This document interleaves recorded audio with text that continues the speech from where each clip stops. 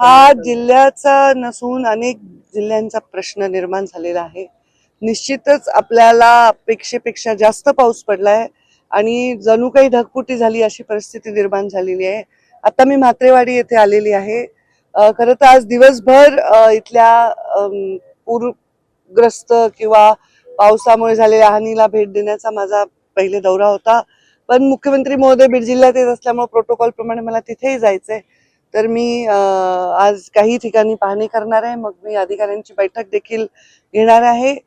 या अधिकाऱ्यांना सूचना दिलेल्या आहेत की सर्वांनी पंचनामे करावे। जे काही मी पाहते आता अधिकाऱ्यांनी पंचनामे देखील करायला सुरुवात केलेली आहे। कॅबिनेटमध्ये देखील आम्ही या परिस्थितीचा आढावा घेतलेला आहे आणि शेतकऱ्यांना अशा वेळी दिलासा देण्यासाठी सरकार संपूर्णपणे शेतकऱ्यांच्या पाठीशी उभं राहील, अशा प्रकारची भूमिकाच घेईल असं आम्ही पालकमंत्री म्हणून तसाच रिपोर्ट सरकारला देणार आहोत। खूप अवघड परिस्थिती निर्माण झालेली आहे। कधी पाऊस नाही पडला, गेल्या अनेक दशकात इतका पाऊस पडलाय, त्याच्यामुळे पिण्याच्या पाण्याची वगैरे पुढच्या 1-2 वर्षाची जरी प्रश्न मिटलाय तरी आज शेतकऱ्यांना हाताशी आलेलं पीक ते गेल्यामुळे त्यांची फार परिस्थिती गंभीर आहे।